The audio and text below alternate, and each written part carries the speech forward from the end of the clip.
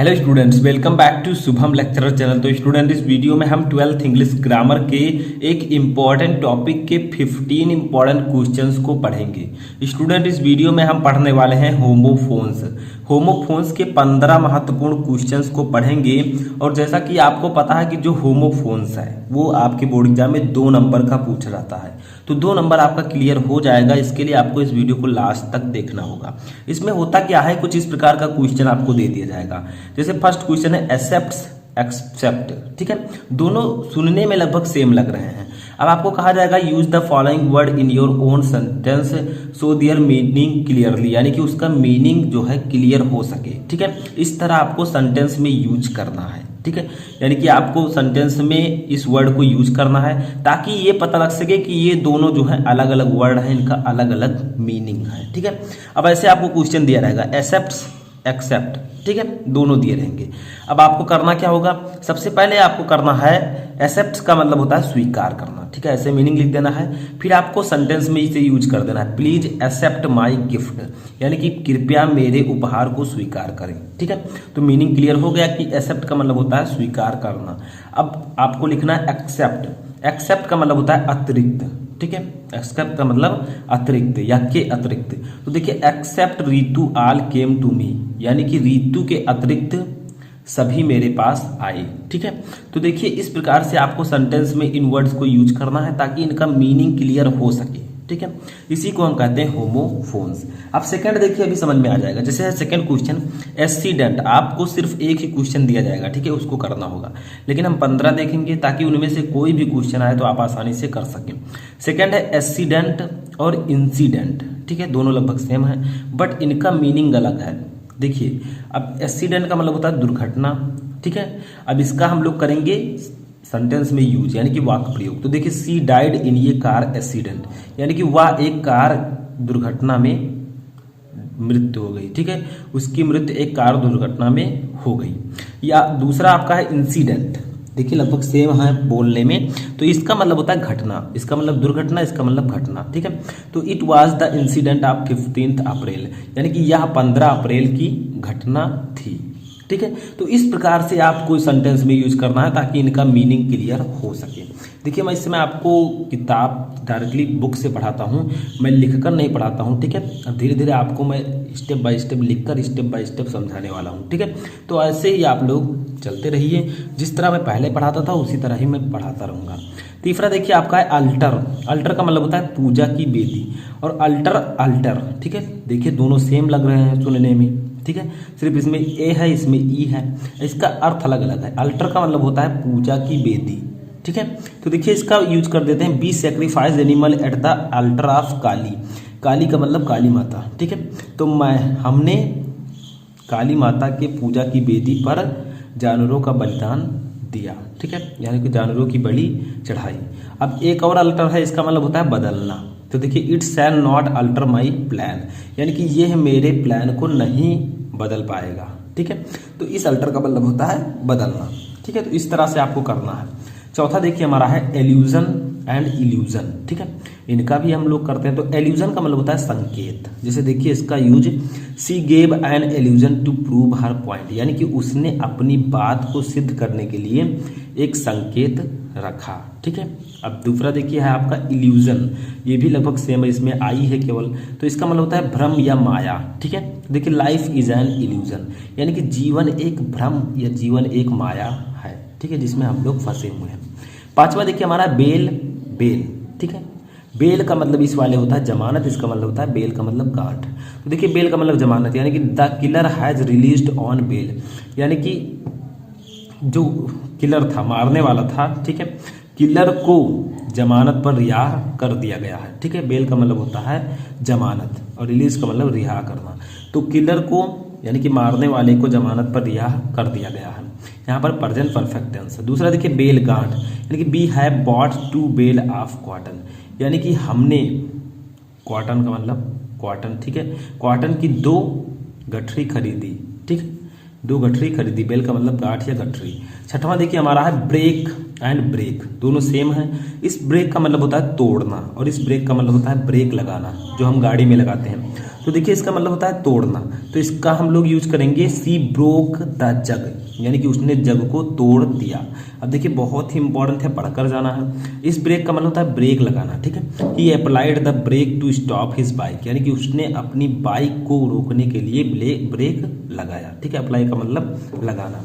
सातवां देखिए हमारा है चेक एंड चेक। इस चेक का मतलब होता है चेक करना, ठीक है, यानी कि जांच करना। इस चेक का मतलब होता है बैंक का चेक, जो आपको चेक मिलता है बैंक में वो, ठीक है। तो देखिए इस चेक का मतलब चेक करना। He checks the ticket in the train, यानी कि उसने ट्रेन में टिकट चेक की, ठीक है, यानी कि वह ट्रेन में टिकट चेक करता है, ठीक है, क्योंकि यहाँ प्रेजेंट परफेक्ट टेंस है, सॉरी प्रेजेंट इंडेफिनिट टेंस है, ठीक है। तो वह ट्रेन में टिकट चेक करता है। दूसरा चेक हमारा है बैंक का चेक। तो आई हैव ये चेक ऑफ स्टेट बैंक, यानी कि मेरे पास स्टेट बैंक का एक चेक है, ठीक है। तो दोनों में अंतर है। अब आठवां देखिए कैरियर। कैरियर सुनने में सेम लग रहे हैं, लेकिन इनका मीनिंग हमें क्लियर करना है। तो इस कैरियर का मतलब होता है भविष्य, ठीक है। जो आप लोग कहते हैं आप अपनी कैरियर में क्या बनना चाहते हैं, ठीक है, आप अपनी कैरियर किस लाइन में ले जाना चाहते हैं, तो इसका मतलब होता है भविष्य। तो देखिए हो जाएगा ही स्पॉइल्ड हिज कैरियर, उसने अपना भविष्य बर्बाद कर दिया, ठीक है। इस कैरियर का मतलब होता है माल ढोने वाला, जो गाड़ी होती है, जैसे बस ट्रक होते हैं जो कि माल ढोते हैं। तो many trains are goods carrier, यानी कि कई ट्रेन मालवाहक हैं, ठीक है। गुड कैरियर्स का मतलब मालवाहक, यानी कि माल ढोने वाले हैं। नौवां देखिए हमारा कोर्स एंड एक और कोर्स है, अभी मैं दिखाऊंगा। तो इस कोर्स का मतलब होता है घटिया या मोटा। तो the farmer put on course clothes, यानी कि जो किसान हैं वो मोटे कपड़े पहने हुए हैं, पहनते हैं, ठीक है। आगे बढ़ते हैं। तो देखिए एक वो कोर्स था, एक ये वाला कोर्स है। इसका मतलब होता है मार्ग या पाठ्यक्रम, जो आपका पाठ्यक्रम होता है, सिलेबस, ठीक है, कोर्स। तो ये क्या होगा, this book is not in my course, यानी कि ये बुक मेरे पाठ्यक्रम में नहीं है, ठीक है। तो दोनों में अंतर है। उसका मतलब घटिया या मोटा था, इसका मतलब मार्ग या पाठ्यक्रम। 10वां देखिए कैटल एंड केटल। इस कैटल का मतलब होता है पशु, इस केटल का मतलब होता है केतली। तो देखिए some cattle are in the field, यानी कि कुछ पशु खेत में हैं, ठीक है। इस केटल का मतलब होता है केतली। सी बॉट, ये केटल स्टडी, यानी कि उसने कल एक केतली खरीदी, ठीक है, जिसमें चाय देते हैं, सभी को पता होगा। अब 11 नंबर देखिए साइट एंड साइट, सुनने में सेम है, बट इस साइट का मतलब होता है उदाहरण करना। तो देखिए the writer has cited 2 lines from the Bible, यानी कि राइटर लेखक ने बाइबल से 2 लाइनों का उदाहरण लिया है, ठीक है। बाइबल से उन्होंने 2 लाइनों का उदाहरण किया है। दूसरा देखिए साइट है, इसका मतलब होता है स्थान। तो the site of this shop is good, यानी कि इस दुकान का जो स्थान है वो अच्छा है, यानी कि जहाँ ये दुकान उपस्थित है वो स्थान अच्छा है, ठीक है। 12 नंबर देखिए सीज एंड सीज, सुनने में सेम है। इस सीज का मतलब होता है बंद करना और इस सीज का मतलब होता है कब्जा करना। तो seize his bank account have been seized, यानी कि उसके बैंक अकाउंट को बंद कर दिया गया है, ठीक है। इस सीज का मतलब होता है कब्जा करना। The enemy seized the fort, यानी कि शत्रुओं ने किले पर कब्जा कर लिया, ठीक है। तो इस प्रकार से दोनों में डिफरेंस आपको दिखाना है। अब 13 नंबर हमारा आता है डिसेंट एंड डिसेंट, ठीक है। इस डिसेंट का मतलब होता है अच्छा, इस डिसेंट का मतलब होता है असहमत होना।